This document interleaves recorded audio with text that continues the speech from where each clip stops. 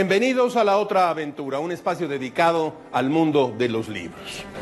Carlos Monsiváis dijo que el gran personaje de la Ciudad de México es la ciudad misma. Desde que se asentaron los primeros grupos humanos en este territorio que ahora se denomina como Ciudad de México, se convirtió en un lugar emblemático y en constante mutación. Los aztecas convirtieron este lugar en un conjunto arquitectónico de grandes dimensiones, de acuerdo a su cosmogonía y a sus habilidades. Cuando llegaron los españoles, prácticamente destruyeron todo para volver a construir una ciudad que se adecuara a sus creencias religiosas y a lo que representaba su cultura para imponer la conquista. Sin embargo, la ciudad antigua no ha desaparecido por completo, usted lo sabe, con todas sus implicaciones culturales, sus leyendas, sus mitos. De hecho, se formó una cultura nueva, la mestiza, eso que somos hoy. Esta es la ciudad, la única ciudad del mundo donde lo prehispánico, lo español y lo moderno conviven de forma tan clara y evidente. La ciudad cambia en cada generación y a veces incluso más pronto. Cada uno de los barrios, colonias y delegaciones que conforman esta megalópolis que ha crecido de manera monstruosa tiene una personalidad propia. Hoy en día es imposible pensar en la narrativa de la Ciudad de México desde una sola perspectiva. Son muchas las ciudades que conforman este monstruo y en consecuencia son muchísimas las plumas necesarias para apenas esbozarla. Les recuerdo como todas las semanas que fue Adolfo Bioy Casares quien escribió que leer era la otra aventura y que la primera era probablemente la vida misma. Estamos pues en la otra aventura.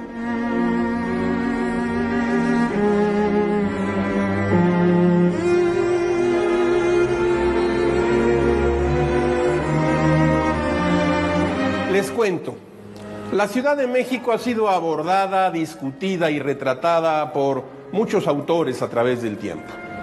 Para entrever el presente de la ciudad, yo podría recomendar algunos libros, autores que la han hecho su tema, si no el principal, sí frecuente y constantemente. J.M. Servín, por ejemplo, ha contado una Ciudad de México a partir de lo sórdido, de los barrios bajos, tanto del centro histórico como de unidades habitacionales al oriente y profundo sur de la ciudad.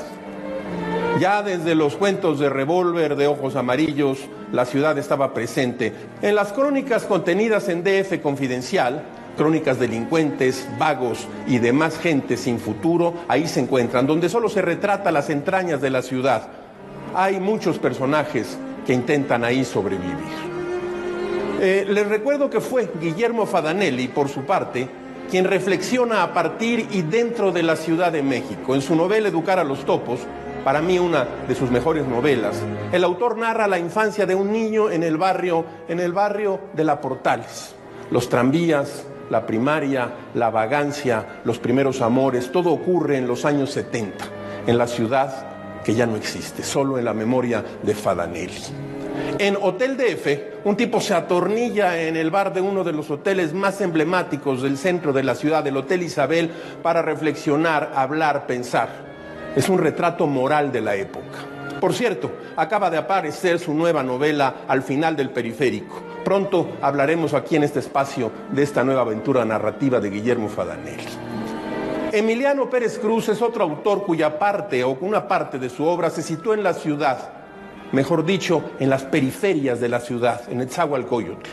En su reportaje Noticias de los Chavos Banda es posible darse una idea de su lenguaje, sus códigos, su comportamiento, aunque estén en constante transformación. En los cuentos, Si camino voy como los ciegos y Pata de perro, el laberinto de asfalto es el escenario ideal para sus personajes. Estos son algunos de los nuevos y grandes narradores de la Ciudad de México.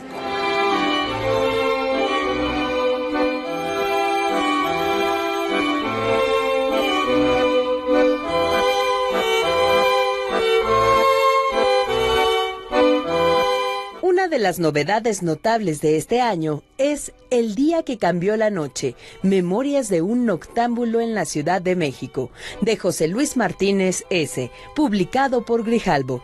El libro recorre la vida nocturna de la ciudad antes de que se transformara para siempre a partir del terremoto del 19 de septiembre de 1985.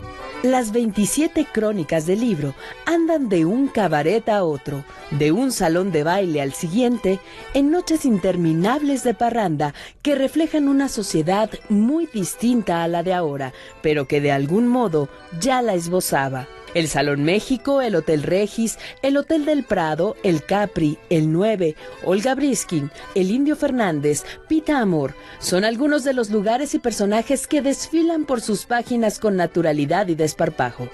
José Luis Martínez creció en las calles del centro.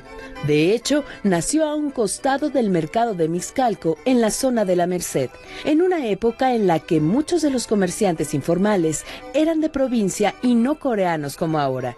Y aunque desde pequeño cambió su residencia a otros lugares, José Luis Martínez ha permanecido fiel al centro, a esta parte de la ciudad que muda de piel cada tanto, pero que conserva una atmósfera particular. Si usted quiere saber cómo se divertía la gente en los años 80, de qué colores era la noche, las vedettes que triunfaban todas las noches y la atmósfera que se respiraba, este libro es el indicado.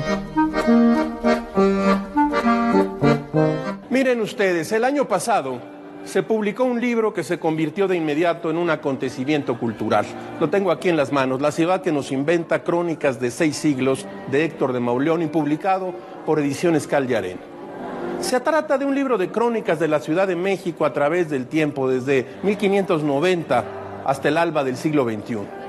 De Mauleón acercó al público lector a lugares y momentos, leyendas y curiosidades, misterios y situaciones poco o nada conocidas por los lectores, incluso por algunos conocedores de la Ciudad de México. Todo esto a través de una prosa bien puesta, con la mano de un narrador decidido que sabe cuáles son sus poderes y a dónde debe dirigirlos: al suspenso, a la erudición, a la imaginación urbana, a la historia.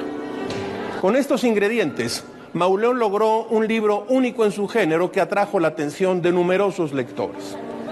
Hay otro libro también en Cal y Arena. Se llama Diario de las Cigarras, la Ciudad de México, 1895-1898. Diario de las Cigarras, de Antonio Saborit. Se trata del diario de un hombre de esos años, un diario ficticio que escribe Saborit y que retrata la ciudad, sus lugares, sus hombres, la forma en que vivían. Solo un conocedor de la historia cultural y de la ciudad como Saborit podría haber escrito estas páginas. Si quiere saber usted cómo cambiaba el siglo en las calles del centro histórico del 19 al 20, Diario de las Cigarras es más efectivo que un larguísimo ensayo de historia urbana. Hace poco le conté de un libro aquí, Centro Histórico, 200 lugares imprescindibles, escrito por Héctor de Mauleón y por mí mismo. Lo publica el gobierno de la Ciudad de México en coedición con Cal y Arena. A través de las calles de la ciudad encontramos 200 esquinas, plazas, edificios y contamos una breve historia, cada quien 100 historias. Le pongo un ejemplo. En Madero, esquina con Isabela Católica, antes calle de Plateros, esquina con San José el Real, estuvo el Gran Café de la Concordia. Los escritores liberales, Ignacio Ramírez y Manuel Paino, tomaban café en una de las mesas de la Concordia, ejerciendo la discordia contra sus adversarios políticos. En la oscuridad, las sombras atravesaban las calles enfangadas. La ciudad, diría yo, era entonces un fracaso. 20 años después, en ese mismo lugar, el escritor, fundador del modernismo, Manuel Gutiérrez Nájera, tomaba café con coñac y escribía uno de los miles de artículos que publicaba en los periódicos y redactaba en las mesas de los cafés que visitaba.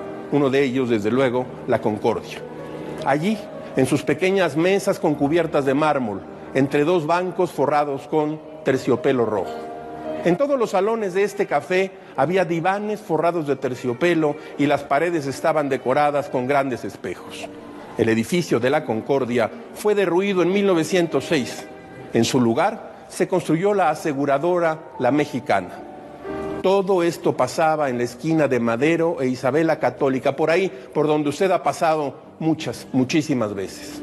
Este libro contiene entonces 200 historias de este corte narrativo, urbano e histórico.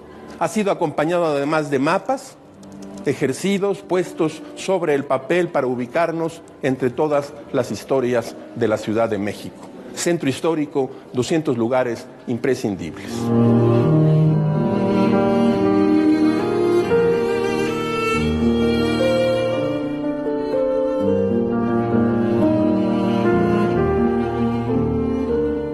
Más allá del presente, los libros que salieron, que se fueron de las mesas de novedades y que forman parte de los anaqueles, pero que no por eso son fundamentales. He traído algunos libros sobre la Ciudad de México.